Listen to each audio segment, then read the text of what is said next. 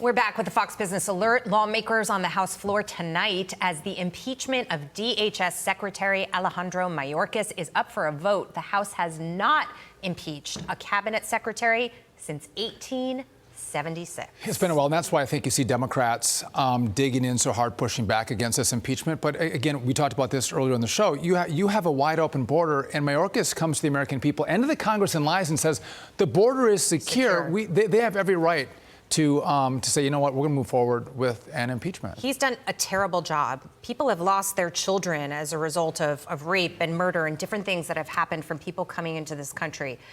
He should be taken to task for it. We're going to see tonight whether that happens or not. For more on that, let's bring in Congresswoman Cammack. Kat, good to see you. Thanks for being with us on The Bottom Line. So what's the state of play with regard to Mayorkas?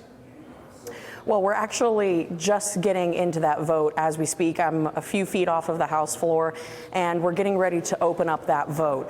What remains to be seen is whether or not we're going to have the full Republican House support the impeachment of Alejandro Mayorkas. Now, there was a case made earlier this morning in the GOP conference about whether or not this really fit in that description. And I got to tell you, it was one of the most intense debates that I have been a part of in my time in Congress.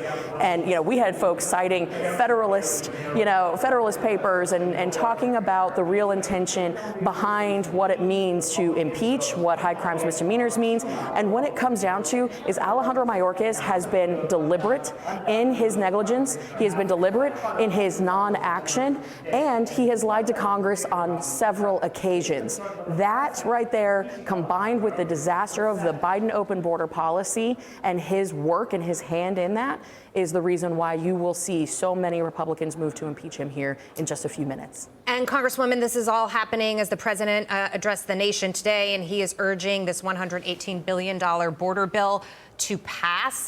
The problem with it is that it includes Ukraine, Israel funding, so it's kind of a mishmash of a bill. And at the same time, many of the things that they're putting in there are going to make the system potentially worse rather than make it better. They don't need to pass a bill at all. All they need to do is enforce the current laws of the United States of America, but for some reason they won't.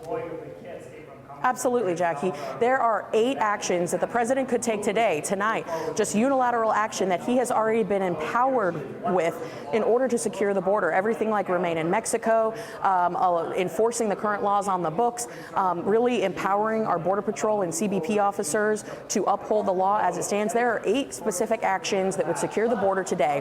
What he is doing is playing political games with people's lives.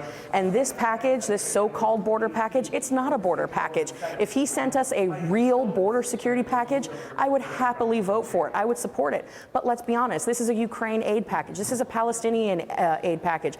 This is about all other issues other than border security. And for the money that has been allocated to the border, it really is just to process people faster. And there are long-term consequences to these definition changes that exist within the package. So it's not even an A for effort. There's not even a participation award that we can give for the effort that went into this so-called package. But one thing is for sure, this is not a border security package, which is why you're seeing it fail spectacularly. It's a misdirection. Congresswoman, stay with us, okay?